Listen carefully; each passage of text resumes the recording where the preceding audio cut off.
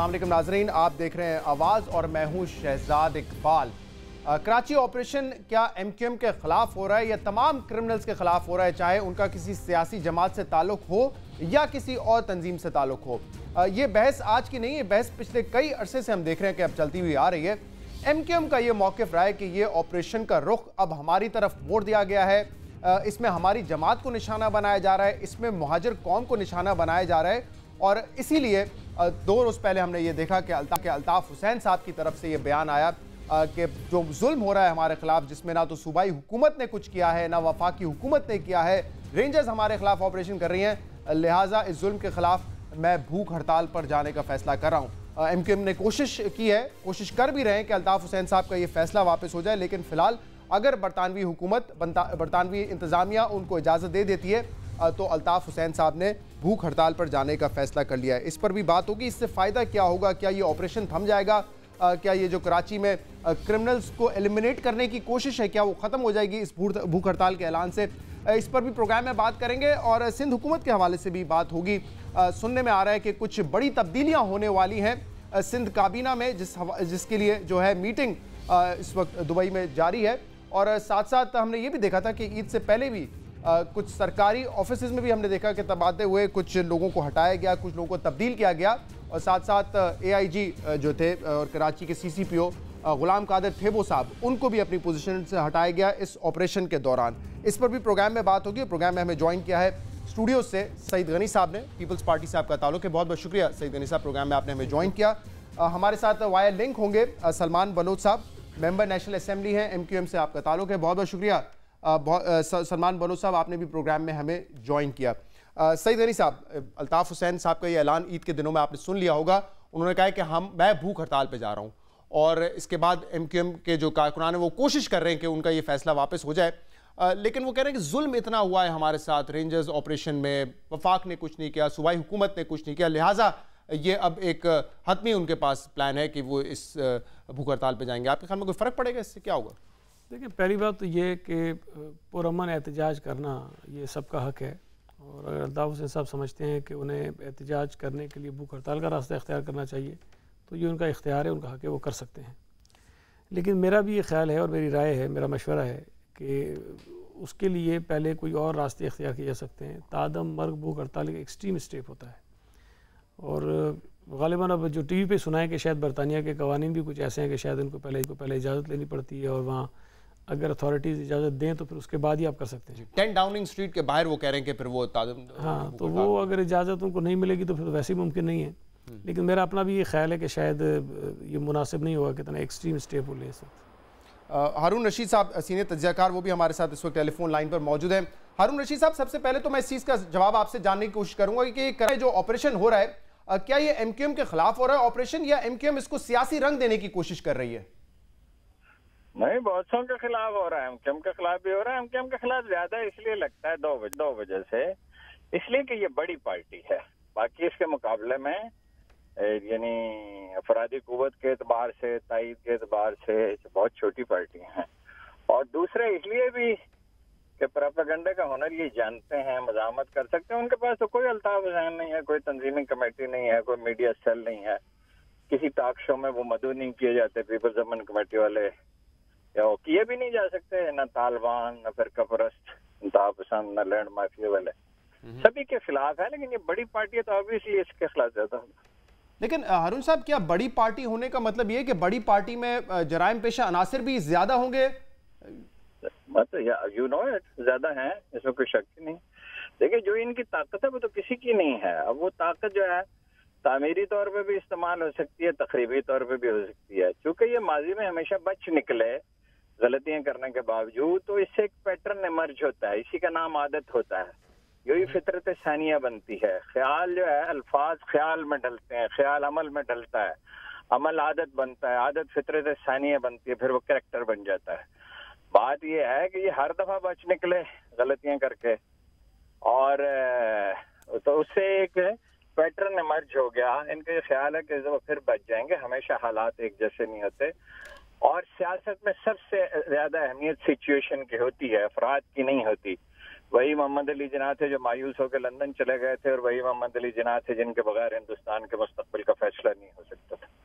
जी अच्छा, मुझे ये बताया हारून रशीद साहब, अभी मैं सईद गनी साहब से भी ये सवाल कर रहा था कि एक इंतहाई कदम उठाने का फैसला किया अल्ताफ हुसैन साहब ने, तादम मर्ग भूख हड़ताल पे जाने का उन्होंने फैसला कर लिया है। बरतानवी हुकूमत इंतजामिया अगर उनको इजाजत देती है तो वो इस इंतहाई कदम उठाने पर मजबूर हो जाएंगे, वो कहते हैं।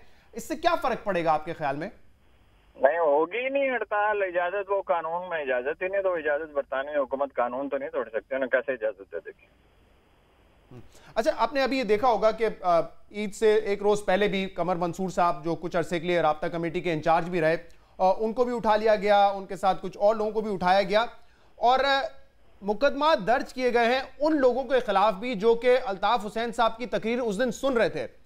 तो ये मुझे बताएं हारून रशीद साहब, अगर सुनने वाले के खिलाफ भी मुकदमा दर्ज होंगे तो फिर ये तासुर तो जाएगा कि शायद इनके खिलाफ ज्यादती हो रही है। माफ कीजिएगा, आपको बड़ा तरस आता है इन लोगों पे, कुछ उन पे भी तरस खाइए जो मारे गए, जिनके बच्चे बर्बाद हुए, उन बेवाओं पे भी तरस खाइए, उन यतीमों और गरीबों पे, उस मुल्क पे भी तरस खाइए जिसकी इकोनॉमी बर्बाद हो गई है।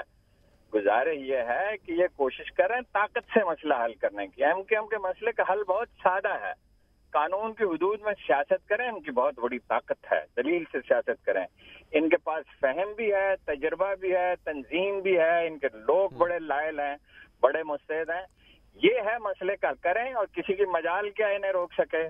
तो लाखों इंसानों को, तो वर्करों को थोड़ी रोका जा सकता है, एक बड़ी तूफान जैसी ताकत है। अगर इनका ये ख्याल है कि ये जैसे माजी में डरा लेते थे लोगों को, दो तारीखी उसूल हैं, एक खौफ हमेशा नहीं रहता, एक सिलेक्टेड वेपन की तरह इस्तेमाल किया जाता है, दूसरा अकलियत अक्सरियत को डिक्टेट नहीं करती, थोड़े अरसे के लिए करती है, हमेशा के लिए नहीं कर सकती। विद देयर गुड ऑर्गेनाइजेशन, बड़ी अच्छी प्लानिंग के साथ, विद गुड सपोर्ट, तो ये करते रहे। अब ऐसा नहीं हो सकता हमेशा। देखिए भुट्टो साहब का क्या अंजाम हुआ था, उन्होंने इतने बड़े सियासतदान थे, आखिर में उन्होंने महज ताकत पे भरोसा किया। अयूब खान का क्या हुआ, ज़िया-उल-हक का क्या हुआ? ऐसा नहीं होता, ताकत आखिर को हार जाती है दलील के सामने। अच्छा, मुझे ये बात बताना कि अगर ऑपरेशन हो रहा है तो वो भी जाहिर सी बात है कि कानून के अंदर ही होना चाहिए, कानून के दायरे के अंदर ही होना चाहिए। लेकिन अगर चलिए ये बात तो मुझे समझ आती है कि जो नफरत अंगेज तकरीर करे उसके खिलाफ मुकदमा बन सकता है, जो सहूलतकार हो उसके खिलाफ भी बन सकता है। लेकिन हारून रशीद साहब, सुनने वाले के खिलाफ मुकदमा FIR कटे, ये पहली मर्तबा सुना है। मिसाल के तौर पे अगर किसी मस्जिद में बैठ के आप सुन रहे हो कोई, जी नहीं, आपका पॉइंट बहुत वाज़ेह है, बिल्कुल ठीक बात है। मैं हमेशा क्या लिखता हूँ कि खून को खून से नहीं धोया जा सकता, पानी से धोया जा सकता है। कुरान मजीद की आयत ये है कि वो नेकियां जो हैं वो बुराइयों को ले जाती हैं। बुराई का खात्मा, खराबी का खात्मा, अगर बुराई बुरा ज्यादा सख्त लफ्ज है, खराबी का खात्मा जो है वो इंसाफ से होता है, अदल से होता है। एमकेएम पैदा ही क्यों हुई? इंतहा पसंद लिसानी ग्रुप बलोचिस्तान में, पख्तूनख्वा में और अभी इस तरह की बेल्ट में एक वेव है, ये पैदा क्यों होते हैं? जब इंसाफ नहीं मिलता। पहले होती है शिकायत, नाइंसाफी, उससे शिकायत पैदा होती है, गीबत, फिर वो बुग़्ज़ व अनाद में ढलती है, फिर जत्थेदारी होती है। ये माशरे की नाकामी है अखलाकी सतह पर। ना अदालत काम करती है, ना पुलिस काम करती है, ना किसी गिरोह के हुकूक महफूज हैं। ठीक है, कभी एक गिरोह के साथ जाते, कभी दूसरे के साथ। असल मसला तो वहां से जन्म लेता है। मैं आपकी बात का जवाब लेना चाहूंगा। सलमान बनो साहब हमारे साथ मौजूद है। सलमान साहब, हारून रशीद साहब कह रहे हैं कि एमकेएम के खिलाफ ऑपरेशन नहीं हो रहा है क्योंकि आप कराची की सबसे बड़ी पार्टी हो, कराची में ये ऑपरेशन हो रहा है, लिहाजा ऐसा लगता है कि ये ऑपरेशन जो है, क्योंकि ज़्यादा जो लोग पकड़े जाते हैं फिर वो आपकी अगर जमात से होते हैं, तो ये लगता है कि शायद आपके खिलाफ हो रहा है, लेकिन ऐसा है नहीं, हर किसी के खिलाफ हो रहा है। औज़ु बिल्लाहि मिनश शैतानिर रजीम, बिस्मिल्लाहिर्रहमानिर्रहीम, इय्याका नअबुदु व इय्याका नस्तईन, व तुइज़्ज़ु मन तशाअ व तुज़िल्लु मन तशाअ बियदिकल खैर। बहुत शुक्रिया। मेहमानान को और व्यूवर्स को अस्सलाम वालेकुम, सबको ईद मुबारक आप समेत। देखें शहजाद, मैं तो आज ये एक्सपेक्ट कर रहा था आपसे कि शायद जो पाकिस्तान में सैलाब की सूरत हाल डेवलप हो गई है, चित्राल में जो है इतने ख़तरनाक हद तक मामला पहुँच गए हैं, सिंध में जो है मामला जो है सैलाब के बुरे होते जा रहे हैं, फ़ौज को बुला लिया गया है। मैं तो शायद एक्सपेक्ट कर रहा था कि आप इन नेशनल इश्यूज़ पे आज कोई प्रोग्राम करेंगे, लेकिन एक दफ़ा फिर वही 15 दिन 20 दिन से 1 महीने से या 11 मार्च से मैं देख लूं तो बेफिक्र हो जाए, मैं उन जगहों पे जाके प्रोग्राम करूंगा। मैंने प्लान भी कर लिया। अब यहाँ कराची में बैठ के चित्राल पे प्रोग्राम करना कुछ अजीब सा ही लगता है ना, जब आप ऑन द स्पॉट होंगे, और मैं करता हूँ जाके प्रोग्राम। मेरे ख्याल से आप देख लें इस चीज़ों का रिकॉर्ड। शहजाद साहब थोड़ा सुन तो लें, अगर इस्लामाबाद में बैठ के MQM पे प्रोग्राम करना अजीब सा नहीं लगता तो कराची में बैठ के भी प्रोग्राम हर किसी इशू पे हो सकता है। बहरहाल जितनी भी बातें हुई हैं, देखें ये तो सवालात कई दफ़ा हमसे हुए, कई दफ़ा इल्ज़ामात भी लगे और होता ये आ रहा है कि हैमरिंग होती रही है और 11 मार्च से कुछ ज़्यादा इस हैमरिंग में इजाफा हो गया है। बहरहाल आपके सवालात के, इल्ज़ामात के कई दफ़ा हम जवाब दे चुके, जस्टिफिकेशन दे चुके, दलीलों के साथ दिए, लेकिन अगर कोई ना माने तो उसमें फिर हमारा कसूर नहीं है। हमें अब चाहिए कि आगे बढ़े। इश्यूज़ हैं यहाँ पे, एक जो परसेप्शन क्रिएट किया जा रहा है कि MQM versus rangers, MQM versus अफवाज, MQM वर्सेस फौज, MQM versus PMLN, MQM versus जो है PPP, MQM वर्सेस PTI, ऐसा नहीं है। देखें अब MQM का पीछा छोड़िए। मैं इस चीज़ का अगर आपसे इस चीज़ पे आपसे अगर मुझे इजाजत दें सलमान साहब, मैं इस पे आर्ग्यू करना चाहूँगा, बड़ा अहम नुकता है और मैं पिछले दिनों से सुनता हुआ आ रहा हूँ, आप लोग ये कहते हैं कि टीवी पे आके मीडिया ट्रायल होता है या हैमरिंग की जाती है। देखें जब अल्ताफ हुसैन साहब भूख हड़ताल की ऐलान करते हैं ना, तो आप लोग आके टीवी पे अनाउंस करते हैं या वो खुद आके अनाउंस करते हैं, वो खाली कारकुनों से खिताब नहीं करते, वो टेलीकास्ट भी होता है। जब राब्ता कमेटी को उनसे कहना होता है कि आप ये भूख हड़ताल ना करें तो वो भी टीवी पर आके होता है। अब अगर सईद गनी साहब ने बिलावल भुट्टो साहब को कोई पैगाम देना है तो सईद गनी साहब टीवी पे आके नहीं करते। जब आप टीवी पर इस बहस को लाएंगे फिर टीवी टॉक शोज में तो वो डिस्कस होगा ना सलमान साहब। देखें शहजाद साहब, अल्ताफ भाई के तो लाइव खिताबात पे तो शायद पिछले 2-4 माह से पाबंदी है, वो एक अलग इशू है, वो पाबंदी एक अलग इशू है। लेकिन मैं कह रहा हूँ आप लोग हमेशा अपने लोगों से राब्ता करते हैं, वर्कर से राब्ता करते हैं, तो मीडिया के जरिए करते हैं, तो इसीलिए मीडिया के ऊपर बहस होती है उन चीजों पे। सुन तो ले ना जी। अब अल्ताफ भाई ने एक तादम मर्ग भूख हड़ताल का ऐलान किया और इंतहाई मतलब जबर के हालात में किया और एहतजाजन किया कि शायद वो कौम से किया हुआ वादा जो बकौल अल्ताफ भाई के कि वो पूरा नहीं कर सके इज़्ज़त का मकाम दिलाने में, या जो महाजर कौम को जो एक मकाम दिलाना चाहिए था। अल्ताफ भाई की ये सोच है और अल्ताफ भाई उस पर रंजीदा हैं, गमज़दा हैं और रातों को सोते नहीं है, 24-24 घंटे की नींद नहीं लेते। जो कारकुनान मावरा अदालत कत्ल हो गए, जो कारकुनान असीर हैं, जो कारकुनान मिसिंग हैं, उनकी फैमिलीज़ के हवाले से, असीरों की फैमिलीज़ के हवाले से, जिनके बच्चों को स्कूलों से निकाल दिया गया है, जिनके बच्चों को स्कूलों में नहीं लिया जा रहा, वो कसम परसव की हालत में, तो अल्ताफ भाई इसलिए फ़िक्रमंद और अल्ताफ भाई ने इसलिए तादम मर्ग भूख हड़ताल का ऐलान किया। लेकिन उस पर हमने ये कहा अल्ताफ भाई से कि जब आपके कारकुनान मौजूद हैं तो ये काम पाकिस्तान में बैठ के हम करेंगे, आप वहाँ पर जो है सिर्फ गाइडेंस कीजिए, गाइडेंस प्रोवाइड कीजिए। लेकिन शहजाद देखें एज अ होल पाकिस्तान में अब कितने मसाइल हो चुके हैं, कितने नेशनल इशूज़ हैं। पानी का मसला यहाँ पे है, बिजली का मसला यहाँ पे, अब ये सैलाब आ रहा है। मुझे ये बताइए जो नेशनल डिज़ास्टर मैनेजमेंट है हमारा, जो एक वफाकी इदारा है, उसने सैलाब से निमटने के लिए क्या हिकमत अमली बनाई है, वफाकी हुकूमत ने क्या हिकमत अमली बनाई है, और आया वो जो आया सुन तो लें, आया वो जो इतना बड़ा नुकसान खुदा ना इशू नहीं है ना, ये इसका होने का अंदेशा है, उससे किस तरह से निपटेगी वफाकी हुकूमत या सूबाई हुकूमत? अहम बात जरूर है, इस पे भी तो बात जरूर है, लेकिन सलमान साहब इस प्रोग्राम का ये मौजू नहीं है ना। मैं अगर सईद गनी साहब को बुलाकर यहाँ पे चित्राल पे बात करूँ या आपको बुलाना हो तो मैं चित्राल से किसी को लेता, मैं उसमें मौजू रखता प्रोग्राम का। लेकिन मुझे इजाजत है मैं हारून साहब से एक सवाल कर लूँ, उसके बाद वो हमारे साथ नहीं होंगे। हारून साहब ये मुझे बताएं कि ये बात, ये ऑब्जेक्शन जो है सलमान साहब का और MQM के दूसरे लोगों का कि बहुत ज्यादा मीडिया ट्रायल हो रहा है, हमारे इशू को बार बार घसीटा जाता है, हमारे इशू पर बात होती है, ये एतराज आपकी नजर में दुरुस्त है इनका? हुजूर वाला इन्होंने वो अच्छे दिन देखे हैं जो इनके नुक्ता नजर से अच्छे थे, जब ये इशारा अबरू से चैनल ही बंद हो जाते थे, कोई देख ही नहीं सकता था, मीडिया थर थर कांपता था, इनका हुक्म चलता था बादशाहों की तरह। अब ये इन्हें अजीब लगता है, हुक्म हमेशा अल्लाह का चलता है, बंदों का नहीं चलता। अब इन्हें इस पे परेशानी है। ये सब ही अपने मुखालिफिन के साथ करते थे और बहुत बुरा सलूक करते थे। अब वो मनमानी की आज़ादी नहीं, कभी किसी को भी नहीं होती, वो वक्ती तौर पे होती है। मेरा मशवरा वैसे आपको ये है कि आप खुद भी परेशान होते हैं, हमें भी करते हैं, इनको बुलाया करें और इनके इंटरव्यू किया करें, और अगर जवाब देना जरूरी हो तो बाद में सईद गनी साहब को बुला लें दूसरे प्रोग्राम में, या हमें इनमें ताब है ही नहीं सुनने की, तो इनके साथ क्या प्रोग्राम करना है। मुझे तो आप कम अज कम न किए करें, मेहरबानी, बहुत शुक्रिया। बहुत शुक्रिया हारून रशीद साहब, हमें आपने ज्वाइन किया। सईद साहब को लगता है कि ऑपरेशन ये सिर्फ MQM के खिलाफ ही, अब शुरू में तो हमने देखा 1-1.5 साल देखते होता है, लेकिन अब MQM जब कहती है हमारे खिलाफ हो रहा है, ये ऐसा ही है या ये एक सियासी रंग देने की कोशिश कर रहे हैं इस ऑपरेशन को? नहीं, मेरा ख्याल है ये तासुर तो दुरुस्त नहीं है कि ऑपरेशन MQM के खिलाफ हो रहा है सिर्फ। मैं इस बात से इतफाक़ करता हूँ, जब आप कहेंगे, क्लेम करेंगे कि 85% मैंडेट हमारे पास है और हमारी बहुत बड़ी अक्सरियत, और ये भी हकीकतन भी है शहर में अक्सरियत इनकी, इसमें कोई दूसरी राय नहीं है, तो उसी तनासुब से मतलब अगर आप ये ना कहें कि 85% क्रिमिनल्स की आपकी तरफ होंगे, लेकिन बहरहाल एक मेजॉरिटी जो है वो इम्कान ही होता है कि वो आपकी तरफ से ही निकलेंगे और वो आपके हमदर्द और वोटर ही होंगे।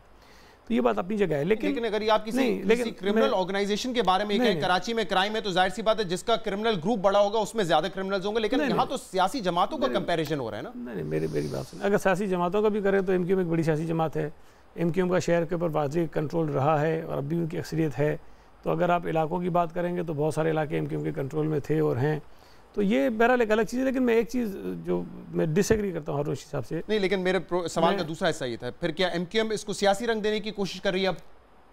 देखिए, मेरा ख्याल है कि शायद एमक्यूएम भी कहीं ना कहीं थोड़ी सी ओवर प्ले करती है चीज़ों को, लेकिन अगर एमक्यूएम के लोग कुछ गलत कामों में मुलविस हैं भी, तब भी इदारों को गलत तरीके से उनको नहीं पकड़ना चाहिए, उनके खिलाफ कार्रवाई नहीं करनी चाहिए। देखिए, रियासत में और जो क्रिमिनल्स हैं उनके अंदर फ़र्क यही होता है कि क्रिमिनल्स जो कार्रवाई करते हैं वो कानून और एक आइन को एक तरफ रखते हैं और गैर आइनी गैर कानूनी तौर पर सारे इक़दाम करते हैं और सारा जुल्म और जबर करते हैं। दूसरी तरफ रियासती इदारे आइन और कानून के अंदर रहते हुए उन जराइम को ख़त्म करने की कोशिश करते हैं और करना चाहिए उनको। तो जहाँ जहाँ ये तासुर निकले या कुछ ऐसे वाक़यात महसूस हों आपको, जैसे आपने खुद कहा कि अगर तकरीर सुनने वाले के ऊपर FIR होगी तो मतलब इससे एमक्यूएम को ये बात करने में आसानी हो रही है, उनको एक जवाब मिलेगा, जवाब मिल रहा है कि हमारे खिलाफ कार्रवाई हो रही है जो नहीं होनी चाहिए। देखिए, ये अगर अल्ताफ़ हुसैन साहब ने तकरीर गलत की, जो अक्सर करते हैं, ठीक है, वो उनका अपना एक नुक्ता नज़र उसका अंदाज़ है, वो बयान करते रहते हैं, अगर वो किसी कानून के दायरे में आता है तो उनके खिलाफ आप FIR कर देते हैं, आपने तकरीर रुकवा दी, जो कर दी, सब अपनी जगह ठीक है। लेकिन मतलब अब सुनी तो शायद मैंने भी थी, सुनी तो शायद आपने भी होगी, सुनने वाले के ऊपर मतलब जिसने FIR कराई है उसने भी सुनी होगी। तो ऐसी कोई चीज़ नहीं होनी चाहिए जिससे ये तासुर उभरे कि शायद किसी पार्टी के साथ जाती हो रही है, किसी पॉलिटिकल जो रहनुमाई, फिर हुकूमतों का किरदार आता है ना। अभी हमने सुना था कि आप लोग शायद रेंजर्स की तोसी में पहले आपने कहा कि हम देखेंगे, सिंध असेंबली से पास होगी, फिर 1 महीने की तोसी हो गई जो ATA के इख्तियार थे उनके, फिर जो है उनके स्टे के हवाले से 1 साल को उनको जो है उनको तोसी दे दी है। तो सिंध हुकूमत का फिर ये काम था कि इसको देखे कि कौन सी चीज़ें कानूनी दायरे इख्तियार के बाहर हो रही हैं, कौन सी चीज़ें उसके अंदर हो रही हैं। नहीं, देखिए, 2 अलग अलग चीज़ें थी। एक तो जो रेंजर्स को इख्तियारात दिए गए हैं, पुलिस के इख्तियारात जो दिए गए हैं, जिसमें वो रेड करते हैं, डिटेन करते हैं और लोगों को अदालतों में पेश करते हैं, जो रेंजर्स का पहले इख्तियार नहीं था, तो वो 1 महीने की एक्सटेंशन हुई है। और बाकी जो रेंजर्स को यहाँ सिंध में रहना था उसके लिए 1 साल की वो ऐसी तरह होती है। मैं इस पर मैं बात करूँगा मजीद एक प्रोग्राम में। ब्रेक के बाद आपके सामने हाजिर होंगे, हमारे साथ रहिए।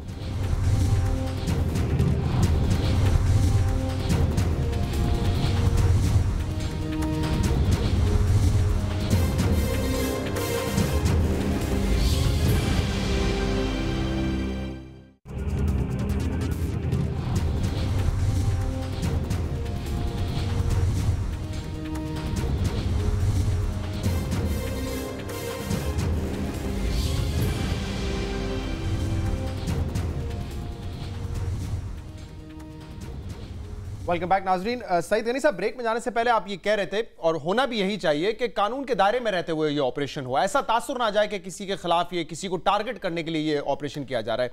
लेकिन अभी हमने देखा सिंध हुकूमत और रेंजर्स के दरमियान जो इख्तलाफात है, जिसकी ब्रेक जाने से पहले हमने बात की, फिर उनके इख्तियारात में तोसी भी हो गई। कहा जा रहा है कि जो इख्तियारात है उससे ज़्यादा इख्तियार देंगे, लेकिन कोई ऐसा अरेंजमेंट है, कोई बातचीत ऐसी हुई है कि इसको कानून के दायरे में रह के इस ऑपरेशन को किया जाए? नहीं, कानून के दायरे में रहकर काम होना चाहिए, उसके लिए किसी अरेंजमेंट की जरूरत नहीं है, तो अंडरस्टूड होता है ना। ये तो मतलब ये आपको किसी को लिख के देने की जरूरत नहीं। तो फिर अगर ये सुनने वालों के खिलाफ मुकदमा दर्ज हो रहा है, मुकदमा तो खैर कोई भी करवा सकता है, आम आदमी भी जाके करवा सकता है, जो FIR है, पुलिस FIR काट रही है अगर उसमें, तो ये तो आप लोगों को देखना चाहिए ना। प्राइवेट लोग FIR करवा रहे हैं, लेकिन मेरा ये ख्याल है, अब मुझे क्योंकि इसकी तफसील देखनी पड़ेगी कि पुलिस FIR से उसको रोक सकती है, नहीं रोक सकती है, या पहले तहकीक करे उसके बाद काटे, ये क्या बनते हैं और कौन सी उसमें दिफात लगाई गई हैं। लेकिन ये है गलत, होना नहीं चाहिए इस तरह से, कि इससे मैं समझता हूँ कि MQM का जो मौक़िफ़ है उसको तक़वियत मिलेगी, और जो ऑपरेशन करने वाले इदारे हैं उनके ऊपर जो ये इल्ज़ाम आता है उसमें ज़्यादा लोगों को सदाकत महसूस होगी, नहीं होना चाहिए ये। सलमान बहलूत साहब, आज मैं पढ़ रहा था, डॉन की एक खबर थी जिसमें बताया गया था, रशीद गोडल साहब को कोट किया गया था कि उनके समेत 4 और ऐसे MNAs हैं जो इस वक्त नेशनल असेंबली का सेशन भी वो कह रहे थे कि नहीं अटेंड कर सकेंगे, क्योंकि उनके भी खिलाफ पर्चा हो चुका है और उनके लिए ट्रैवलिंग करना या उनकी मूवमेंट जो है अब वो बहुत लिमिटेड हो चुकी है, रिस्ट्रिक्टेड हो चुकी है। उसमें आपका नाम भी था, ये बात दुरुस्त है क्या? हाँ, ये डॉन अखबार की न्यूज़ है, लेकिन रशीद गोडल भाई से हमारी बात हुई है, उन्होंने इस चीज़ से इनकार किया है कि जो उन्हें कोर्ट किया गया है, ना ही वो इस नुमाइंदे को जानते ना उनकी बात हुई है। और इससे बड़ा सबूत क्या होगा कि मैं तो आपके सामने बैठा हूँ। मैं इसीलिए पूछ रहा था क्योंकि आप मेरे साथ हैं। कल फारूक सत्तार साहब तो स्टूडियो से जो है वो प्रोग्राम कर रहे थे हमारे यहाँ नदीम मलिक साहब के साथ, तो मैं हैरान हुआ वो खबर पढ़ के कि अगर रिस्ट्रिक्टेड मूवमेंट है, असेंबली का सेशन नहीं अटेंड कर सकते, तो टीवी प्रोग्राम्स कैसे कर रहे हैं फिर? ऐसा कुछ भी नहीं है शहजाद, मैं भी एक वकील ही हूँ और क्रिमिनल प्रैक्टिस है मेरी, क्रिमिनल केसेस की। और देखें जो FIR का जो मतन है उसमें ये लिखा है कि अल्ताफ हुसैन ने ये तकरीर की और ये कहा, और इन 23-24 लोगों ने जो है तालियां बजाई, यह तकरीर सुनी, ये इल्ज़ाम है। अब मुझे बताएं कौन सा CRPC कौन सा PPC के तहत ये कोई जुर्म बनता है? Which offence has been made out? कोई नहीं है। या तो जब अदालतों में खुदा न खास्ता अगर मामला गया तो वहीं पे वॉश आउट हो जाएगा। और इससे पहले मैं आपको बताऊं, जो हारून रशीद साहब ने कहा कि मुझे ना बुलाया करें, तो मैं बुज़ुर्ग होने की हैसियत से उनकी बड़ी रिस्पेक्ट करता हूं, उनका रिगार्ड है। और बात ही अटमोस्ट रिक्वेस्ट के साथ, मैं रिस्पेक्ट के साथ मैं ये रिक्वेस्ट करूँगा कि हारून रशीद साहब जैसे जो मुतसब या जो जिन्हें तजिया निकार के एनालिस्ट हैं, जो किसी प्रोग्राम में बैठ के PTI के हवाले से, PTI की पॉलिसी साथ मेकिंग के हवाले से बातचीत करते हैं, इमरान खान को मशवरे देते हैं, जहांगीर तरीन को मशवरे देते हैं, इस किस्म के अगर तजिया निगार सोकल जो आके अगर इसी तरह से बात करेंगे MQM की, तो बात बनेगी नहीं। बेहतर हो गया अगर हारून रशीद साहब जिस प्रोग्राम में, तो आप वहाँ से MQM को ना लिया अच्छा, करें। ये अब वो होते तो इस चीज़ का जवाब दे देते। वैसे मैंने उनसे अक्सर ये पूछा है, तो वो कहते हैं कि इमरान खान और PTI के खिलाफ सबसे ज़्यादा तनकीद भी मैं करता हूँ, आप मेरे कॉलम्स का रिकॉर्ड उठा के देख लें। खैर, वो होते तो इस चीज़ का जवाब दे देते, अपने आप को ज़्यादा बेहतर मेरे ख्याल से वही डिफेंड कर सकते थे। अब तो बात को आगे बढ़ाते हैं। देखिए, लेकिन इसमें एक बात तो है ना सलमान साहब, आप खुद वकील हैं, हेट स्पीच की इजाज़त नहीं दी जा सकती, ये बात तो है। उसके सहूलतों-कार के खिलाफ भी पर्चा हो सकता है, ये बात भी आप मुझसे बेहतर जानते हैं। और सुनने वाला जो है वो किस तरह उस जुमरे में आ जाता है, ये एक बहस हो सकती है। लेकिन इस हवाले से MQM फिर कुछ काम क्यों नहीं कर रही? भूख हड़ताल का ऐलान कर देना एक एक्सट्रीम स्टेप है, इस तरह की तकारीर जारी रखना, इससे MQM के कॉज को फ़ायदा हो रहा है आपके ख्याल में? देखिए शहजाद, इससे तो जितनी FIR अल्ताफ हुसैन भाई के ख़िलाफ़ पूरे मुल्क में हुई हैं, 100 से ज़्यादा FIR हो गई। यहाँ आप भी इसी शहर के, इसी मुल्क के रहने वाले सईद गनी बैठे हैं और हमारा अक्सर कॉमन मैन से रब्ता रहता है, वास्ता पड़ता है। यहाँ एक शनाख्ती कार्ड की गुमशुदगी की रिपोर्ट कराने के लिए थाने जब बंदा जाता है तो MNA MPS या किसी मौजूद आदमी से फ़ोन कराता है, क्योंकि इसके अलावा उसकी FIR दर्ज नहीं होती। अब मैं आपको बताऊं कि तो इस तरह से 100 से ज़्यादा। और एक और चीज़ बता दूं, एक कानूनी जियोपर्डी का, एक जुर्म के तहत शहजाद 2 FIR दर्ज नहीं हो सकती या 100 FIR दर्ज नहीं हो सकती। तो जिसने भी ये काम कराया है, जिसने भी ये FIR का सिलसिला शुरू किया है, वो ख़ुद अपना जो है वो लीगली एक मिस्टेक कर गया है। और अगर आप आगे चलें तो जिस FIR में हमारे भी नाम है, तो मैं आपको बताऊं कि सिर्फ ताली बजाना या सुनना कोई जुर्म नहीं है किसी भी कानून के तहत। हाँ, अब ये हमें ढूंढना पड़ेगा कि सहूलतकार की डेफिनेशन क्या है, हेट स्पीच की डेफिनेशन क्या है, और उसमें कौन कौन सी दफात जो है शामिल हैं जो शायद PPA के तहत हैं। मुझे ये बात बताएं, अगर अब सिंध हुकूमत ने भी रेंजर्स के इख्तियारात में तोसी कर दी है, शर्जील मेमन साहब कह रहे थे उनको मजीद पावर्स दिए जाएंगे, और अगर सिंध कराची ही के पुलिस स्टेशंस में आपके खिलाफ या अल्ताफ हुसैन साहब के खिलाफ मल्टीपल FIRs कट रही है, तो फिर प्रोविंशियल गवर्नमेंट भी इंडोर्स कर रही है इस ऑपरेशन को? नहीं सर, देखें, मैं ये तो नहीं कहूँगा, लेकिन प्रोविंशियल गवर्नमेंट पे ये सवाल ज़रूर उठता है, उनसे सवाल ज़रूर किया जा सकता है कि महकमा दाखिला जो है आपके पास है, अगर हम कोई एप्लीकेशन लेके जाते हैं, जैसे हम भी मुख्तलिफ थानों में गए, मैं खुद गया कि इमरान खान ने जो है वो अफवाज पाकिस्तान के ख़िलाफ़ ये हेट स्पीच की है, FIR दर्ज की जाए, तो हमारी तो एप्लीकेशन रिसीव करके PDSP को, लीगल डिपार्टमेंट को भेज दिया गया फॉर लीगल ओपिनियन। और दूसरी तरफ जो है वो अल्ताफ हुसैन भाई के ख़िलाफ़ कोई जाता है बंदा एप्लीकेशन लेके, और हमें तो ये भी पता चला है कि जो मुद्दई बने इसमें वो ख़ुद मुख्तलिफ मुकदमात में मुलविस हैं, और उनकी एक एप्लीकेशन लेके उसी को FIR दर्ज कर देना, तो सूबाई हुकूमत से ये सवाल तो बनता है और सूबाई हुकूमत को इसका जवाब भी देना चाहिए। जी सर गनी साहब, देखिए, मैं पहले कह चुका हूँ कि ये काम मुनासिब नहीं और नहीं होना चाहिए। इससे एक बात समझनी चाहिए कि इस ऑपरेशन का गैर मुतनाज़ा होना हुकूमत के लिए भी ज़रूरी है, इदारों के लिए भी ज़रूरी है और शहर के लिए भी ज़रूरी है। नहीं होना चाहिए तो एक बड़ा आसान आप स्टांस ले रहे हैं, इस पे हो रहा है ऐसा, पीपल्स पार्टी की हुकूमत है, कैसे हो रहा है? मैं ये कह रहा हूँ कि ये जो FIRs काटी गई हैं ख़ास तौर पे उन लोगों के खिलाफ जो सिर्फ सुनने के जिनके ऊपर इल्ज़ाम है, ये गलत है, नहीं होनी चाहिए। और मैं एक बात और, हुकूमत इंडोर्स तो कर रही है इस ऑपरेशन को? हुकूमत नहीं, ऑपरेशन को तो बिल्कुल इंडोर्स कर रहे हैं, लेकिन FIRs हुकूमत ने नहीं काटी है, इसमें थोड़ा सा फ़र्क है ना।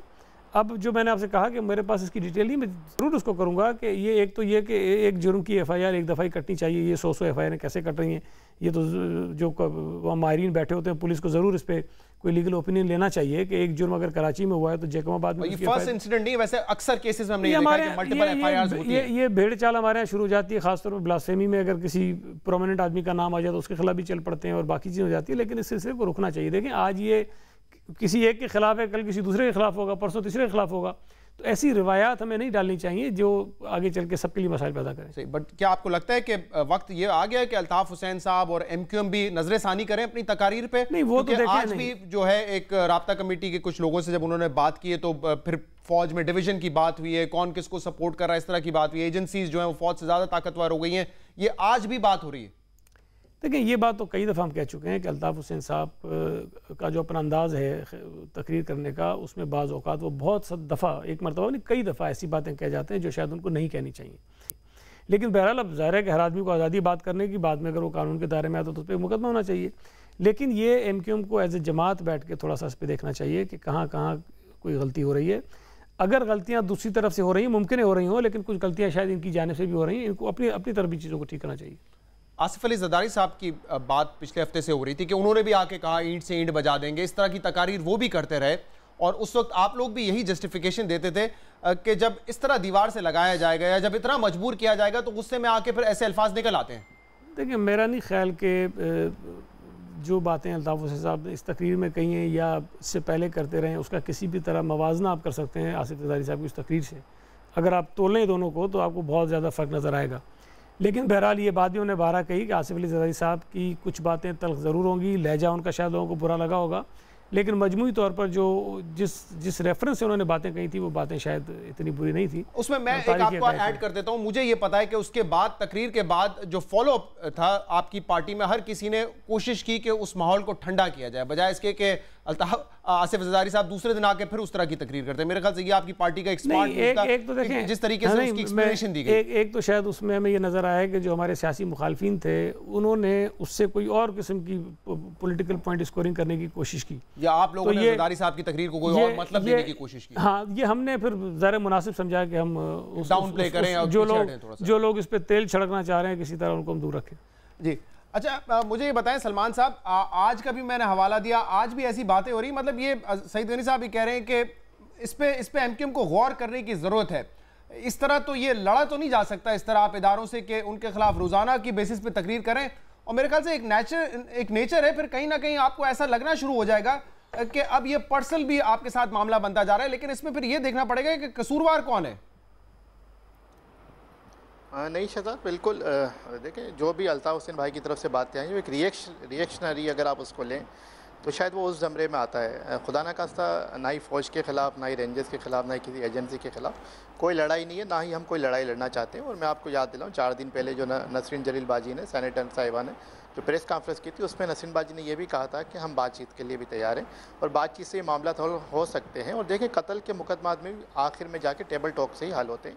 तो खुदा के मुकदमा सर टेबल टॉक पे तो हल होने नहीं चाहिए। वैसे मेरे ख्याल से आप खुद वकील हैं, मतलब ये कैसे हो सकता है कि किसी ने कोई कत्ल किया और टेबल पे फैसला हो रहा है, उसका अदालतें बंद कर दें फिर? शहजाद भाई, शरअ भी तो आपको हक देती है ना कसास और दियत का।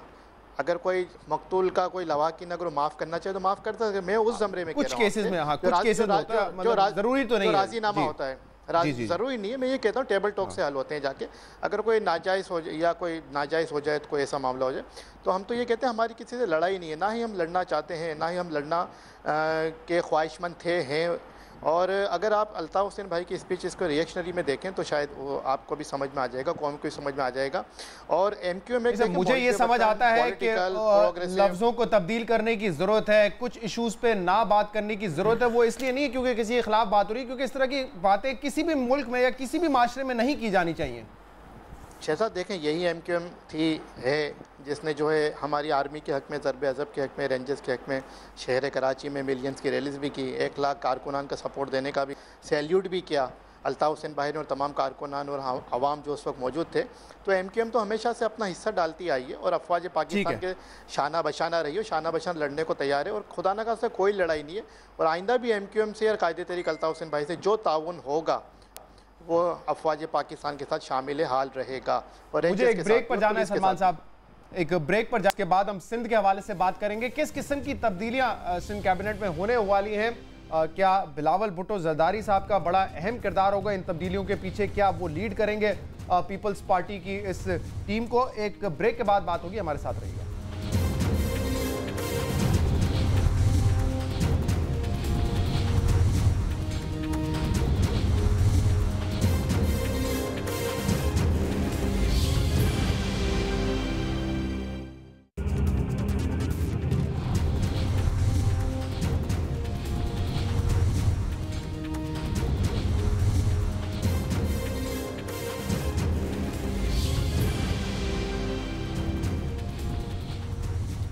वेलकम बैक नाजरीन। सिंध हुकूमत के कुछ अहम फैसले होने हैं। कहा जा रहा है कि सिंध काबीना में किसी किस्म का रीशफल होगा। कौन से नए चेहरे आएंगे इस पर अब तक कुछ ज्यादा तबसरा नहीं हुआ है। ये एक अहम बात है, लेकिन इससे ज्यादा अहम बात यह है कि सिंध हुकूमत के फैसले, सिंध काबीना के फैसले दुबई में बैठ के क्यों हो रहे हैं? सईद गनी साहब, क्यों हो रहे हैं दुबई में बैठ के? ये फैसले तो यहां पर होने चाहिए, कराची में होने चाहिए, सिंध में होने चाहिए। दुबई में बैठ के मीटिंग्स क्यों हो रही है सिंध के हवाले से?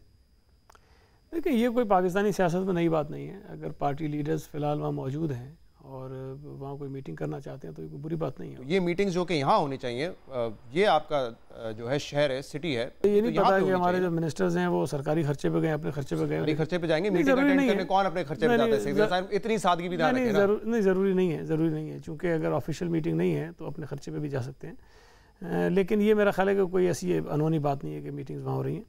और कोई अगर लीडर जिला वतन हो, अल्ताफ हुसैन साहब नहीं है पाकिस्तान में, ये समझ आता है वहाँ पे जाके मीटिंग को।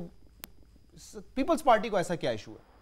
बिलावल साहब यहाँ है, चीफ मिनिस्टर साहब यहाँ, मैं नहीं समझता हूँ कोई खास इसका रीज़न है कि वहाँ बैठे हैं। लेकिन मेरा ख्याल है कि अगर वो वहाँ हैं और कोई ऐसी उनको मुनासिब समझा कि कोई मशावरत होनी चाहिए, तो अगर वहाँ 3-4 लोगों को बुला लिया तो कोई बुरी बात तो नहीं है इसमें, चाहे वो सरकारी खर्चे पे भी हो। सरकारी खर्चे पे हो तो गलत है, ये तो मानते हैं ना फिर आप? मेरा ख्याल है कि देखें, सरकारी ट्रेवलिंग आपकी ऑफिशियल मीटिंग्स के लिए होती है और ये मीटिंग ऑफिशियल नहीं है, ये पार्टी मीटिंग है, कोई सरकारी हुकूमत सिंध की मीटिंग नहीं है। अच्छा, क्या फैसले होने वाले हैं? क्या कोई बड़ा रीशफल होने वाला है सिंध काबीना में? क्या बिलावल भुट्टो जरदारी साहब की मर्जी के लोग अब सिंध काबीना में होंगे? यार, इस पर मैं अभी इसलिए कमेंट नहीं कर सकता हूँ कि मेरे पास कोई अपनी पार्टी के ज़राए से इसकी इन्फॉर्मेशन नहीं है। जो टीवी चैनल्स पर आ रहा है, जो आप कह रहे हैं, वो मैं भी सुन रहा हूँ। मेरा ये ख्याल है कि बाकी तमाम चीज़ों से हटके जो हमारी मैनेजमेंट है, हमें उसको ठीक करने की कोशिश करनी चाहिए कि अच्छे काम करने के बावजूद भी शायद हम उस तरह उन चीज़ों को सेल आउट नहीं कर पाते। कौन से ऐसे अच्छे काम करने के बावजूद? जो कराची ऑपरेशन है, मेरे ख्याल से हर चैनल पे उसकी तारीफ हो रही होती है कि ये स्टेप इसमें। मैं आपसे देखें, अब भी तासुर ये होता है कि शायद सिंध की लॉ एंड ऑर्डर की सूरत बहुत ख़राब है, जबकि अगर आप कंपैरिजन करें तो इस वक्त तीनों सूबों से बेहतर है। लॉ एंड ऑर्डर की सूरत सिंध की सबसे अच्छी है, इवन पंजाब और खैबर पख्तूनख्वा से बहुत पीछे हैं। ये कहीं इंक्लूडिंग कराची, हाँ कराची शामिल। मैं पूरे सूबे सिंध की बात ऑपरेशन के बाद हुई है, आप कहते हैं 6 महीने, 6-8 महीने। अभी स्टेट बैंक की अपनी रिपोर्ट आई है, वो कहते हैं जी सिंध को छोड़ के बाकी तीनों सूबों की जो रेवेन्यू कलेक्शन है वो इतनी खतरनाक हद तक बुरी है कि हमें इस पर देखना पड़ेगा कि कैसे ठीक होगी। और सिंध ने अभी नहीं, पिछले 5-6 साल जब से ये 18वीं तरमीम आई है और ये NFC का नया अवार्ड आया है, सिंध गवर्नमेंट ने जितना अपना टारगेट हर साल रखा है वो हर साल अचीव किया है, उससे ज़्यादा उन्होंने कलेक्ट किया है। तो ये एक मेजर चीज़ होती है कि सूबे 18वीं तरमीम के बाद जब उनको इख्तियारात दिए हैं तो अपनी वो कलेक्शन भी बेहतर कर रहे हैं। ये किसी सूबे ने नहीं किए, सिंध ने किए, और यही इदारे हैं जो जिनको लोग बुरा भला कहते हैं वो काम कर रहे हैं। सलमान साहब, ये सवाल मैं MQM के कुछ रहनुमाओं से पहले भी कर चुका हूं कि आप लोग अगर ये कहते हैं कि इस ऑपरेशन की सिमत अब मोड़ दी गई है, ये ऑपरेशन हमारे खिलाफ अब होने लगा है, लेकिन आदादो शुमार हमें कुछ और बताते हैं। आदादो शुमार ये बताते हैं कि हर किस्म के क्राइम में, जैसे सईद साहब कह रहे हैं कि सिंध जो है वो 3 सूबों के मुकाबले में इस वक्त बेहतर है अमन व अमान के लिहाज से। आदादो शुमार भी ये बताते हैं, स्पेसिफिकली कराची की बात कर रहा हूं, कि लॉ एंड ऑर्डर की सिचुएशन बेहतर हुई है। जाहिर सी बात है पुलिस रेंजर्स ने अपना काम ठीक तरीके से किया होगा, कुछ को गिरफ्तार किया होगा, कुछ भाग गए होंगे, कुछ अंडरग्राउंड हो गए होंगे, कुछ मारे गए होंगे क्रिमिनल्स, इसीलिए तो क्राइम कंट्रोल में आया है ना। बिल्कुल शहजाद, आप ठीक कह रहे हैं। आदाद शुमार भी बनाने वाले कौन लोग हैं और कौन उसको नहीं बनाता, कौन लिखता है, हमें सब पता है। यहाँ पे जो ट्रांसपेरेंसी की जो रिपोर्ट आती है, आप इस बात से इत्तेफाक नहीं करते कि कराची के हालात बेहतर हुए हैं पिछले 1.5-2 साल के मुकाबले में? कुछ हद तक तो मैं कहूँगा, इत्तेफाक करूँगा, लेकिन अभी आपने जो कहा कि MQM की जानिब रुख मोड़ दिया गया है, तो हम ये कहने में हक बजानिब शहजाद कि हमारे कारकुनान MQM के कारकुनान, वैसे मैं कह रही हूँ, मैं आप ही को कोट कर रहा हूँ कि आप लोग ये कहते हैं, आप कह रहे हैं कि मैं कह रहा हूँ कि MQM की तरफ ये रुख मोड़ दिया गया है, इसका ये मैं नहीं कह रहा हूँ, मैं कह रहा हूँ आप ये कहते हैं। जी जी, चले हम ही कह रहे हैं, आप क्यों परेशान हो रहे हैं? अगर मेरे मुंह से निकल गया कि आप कह रहे हैं तो आप डर क्यों रहे हैं? डरे ना, खुदा ना खास्ता कुछ नहीं होता। जो डरने की बात करिए है ना, फिर ऐसा ना हो ना कि मुझे समझा जाए कि मैं आपकी जो है। चलें नहीं, आप तो माशाल्लाह बड़े इंडिपेंडेंट एंकर हैं और बड़ा अच्छा लेके चल रहे हैं। मैं देख रहा हूँ कि जितनी खिंचाई आप MQM की कर रहे हैं उतनी खिंचाई पीपल्स पार्टी की भी कर रहे हैं। आप बख्श किसी को नहीं रहे। और यही एक एंकर का काम होता है, इंडिपेंडेंट एंकर का, कि वो सवाल करके जवाब सुने और फिर जवाब से फिर वो सवाल निकाले। बहरहाल हम फिर ये कहेंगे डायरेक्शन दुरुस्त करने की ज़रूरत है और बेगुनाह को ना पकड़ा जाए। अगर MQM में भी कोई क्रिमिनल है, हम कई दफ़ा कह चुके, क्राइम में मुलविस है, FIR में नॉमिनेटेड है, बिल्कुल आइए, पकड़िए, ड्यू प्रोसेस ऑफ लॉ से गुजारिए और जनाब जो है वो अदालतों में पेश कीजिए। लेकिन बिला वजह किसी का नाम FIR में डाल देना, बगैर किसी जुर्म के बिला वजह किसी को उठा लेना, बिला वजह किसी को टॉर्चर का निशाना बनाना, मावरा अदालत कत्ल कर देना, मिसिंग कर देना, 90 दिन की हिरासत में दे देना, तो ये इस किस्म ये जो चीज़ें ना, ये सिर्फ सवाल या निशान उठाते हैं। अगर कराची का ताजुर खुश है, अगर कराची के अवाम खुश है, अगर कराची के लोग खुश हैं और अदाद शुमार आपको बताते हैं कि वाकई में कराची में अमन हो गया है, तो फिर आप मान लीजिए। लेकिन हमारी नज़र में अभी तक ऐसा हुआ नहीं है क्या? हमारी मैं आपकी बात सामने रख सकता हूँ, सईद साहब की रख सकता हूँ। अभी पिछले चंद दिन पहले मैंने IG सिंध का इंटरव्यू किया था, मैंने उनके फैक्ट्स एंड फिगर सामने रखे थे, रेंजर्स के फैक्ट्स एंड फिगर सामने आए थे कि उनकी कार्रवाइयों में क्या हुआ है, कितने क्रिमिनल्स पकड़े गए। तो ये आदादो शुमार तो कौन बनाता है फिर सर? तमाम लोग यही कह रहे हैं। आपने बहुत अच्छा मुझे याद दिला IG सिंध का। तो कल जो कराची के जो एडिशनल IG कराची थे गुलाम कादर थेबू साहब, कल उनकी एक ट्वीट भी आई थी। उन्होंने जो IG सिंध के हवाले से जो अपने रिजर्वेशन का इजहार किया है, अगर उसको भी सामने रख लिया जाए तो आपको पुलिस की कारकर्दगी भी सामने नज़र आ जाएगी। और अभी जो मामला थे देखें, वो तो काम जो कर रही है वो तो रेंजर्स कर रही है। पुलिस तो अब मेरे ख्याल में उनकी सपोर्टिंग एंड पे आ गई है। और अगर खुदा ना खास्ता हाँ कोई मुकाबले में मारा गया तो पुलिस सिर्फ उसको ऑन करने आ जाती है। किसी डाकू को आवाम ने मार दिया तो पुलिस ऑन करने आ जाती है। किसी डाकू को आवाम ने पकड़ लिया, चोर को आवाम ने, पुलिस ऑन करने आ जाती है। लेकिन पुलिस ने भी हमारी कुर्बानियाँ दी हैं, कुर्बानी दे रही है। सारे बुरे नहीं है, लेकिन चंद जो बुरे लोग हैं उनकी वजह से मामला जो है बिगड़ते हैं। अगर उनको दुरुस्त कर लिया जाए या उनको फारिग कर दिया जाए तो एज अ इंस्टीट्यूशन पुलिस भी अच्छी है, रेंजर्स भी अच्छी है, आर्मी भी अच्छी है, फौज भी अच्छी है, और हम तो पहले भी उनके साथ थे, अब भी हैं। तो अगर आवाम खुश है। मैं सलमान साहब एक तो आपको शुक्रिया अदा करना चाहूँगा क्योंकि आपने मुझे याद दिला दिया कल जो गुलाम कादर थेबू साहब की जो उनका एक स्टेटस था सोशल मीडिया पर, ये मैंने खुद पढ़ा भी था, अपनी न्यूज़ टीम को फॉरवर्ड भी किया था। सईद गनी साहब से इसका जवाब ले लूँ, उसमें वो लिखते हैं गुलाम कादर थेबू साहब कि एक अगर ऑनेस्ट इम्पार्शल ऑफिसर 14 महीने अपनी जान का रिस्क लेके कराची में दिन रात काम करता है और फिर एक इनएफिशिएंट शख्स किसी पॉलिटिशियंस की ब्लेसिंग पर आकर उसको OSD बना देता है एपेक्स कमेटी होने के बावजूद, तो इस कंट्री में हो क्या रहा है? What a country and people, ये उनका लास्ट जुमला। शहजाद एक कमेंट कर दूं सिर्फ। कमेटी से मुझे याद आया, अगर मॉनिटरिंग कमेटी अगर बन जाती, ओवरसाइट कमेटी बन जाती, तो आज ये कंप्लेंट्स हमें भी ना होती, किसी और को भी ना होती। ठीक है, इस चीज़ का जवाब पहली बात तो ये किसने हटाया? नहीं, देखें, पहली बात तो ये है कि किसी सरकारी अफसर को ये नहीं होता कि वो अगर आएगा तो सारी ज़िंदगी में बैठा रहेगा। ट्रांसफ़र पोस्टिंग आप लोग खुद तारीफ करते रहे, तारीफ तो करते रहे ना काम की, कि उन्होंने काम किया है। मैं ये कह रहा हूँ कि ये पार्ट ऑफ द सर्विस होता है ना, कि आपकी ट्रांसफ़र होती है पोस्टिंग में। 14 महीने अगर आप रहे एडिशनल IG, तो ये अच्छा, मतलब कराची और सिंध के हिसाब से जो आमतौर पर हमारे पोस्टिंग होती है उससे अच्छा अर्सा है कि आप यहाँ रहें और आपको कोई इल्ज़ाम लगा के सस्पेंड नहीं किया गया, कोई बरतरफ नहीं किया गया, कोई बात नहीं की गई। अगर ट्रांसफ़र कर दिया गया है और किसी और ऑफिसर को लगा दिया गया तो या ये कहें कि जिनको लगाया गया वो अच्छे अफसर नहीं है। हाँ, लेकिन मेरी जो मालूमात है, मैं ज़ाती तौर पर नहीं जानता हूँ, लेकिन शायद वो बहुत अच्छे अफसर हैं जिनको लगाया गया वो भी हाँ, मैं तारीफ सुनिए मुश्ताक ये होती रहती है। बिल्कुल सुनिए, लेकिन और जहाँ तक IG साहब के लिए कह रहे हैं, भाई देखिए जो उनकी जो कारकर्दगी है, मैं ज़ाती तौर पर तो किसी की जिम्मेदारी नहीं ले सकता कि कैसा में कैसा नहीं है, लेकिन IG साहब की जो कारकर्दगी है, उनकी सरबराही में पुलिस ने बड़े काम किए। बहुत बहुत शुक्रिया सईद गनी साहब, बहुत बहुत शुक्रिया सलमान बलोच, रशीद साहब भी। और ये बड़ा इंपॉर्टेंट कल इनका मैसेज था कादिर थेबू साहब का कि 14 महीने दिन रात काम किया है रिस्क लेके, और उसके बाद जो है एक शख्स ने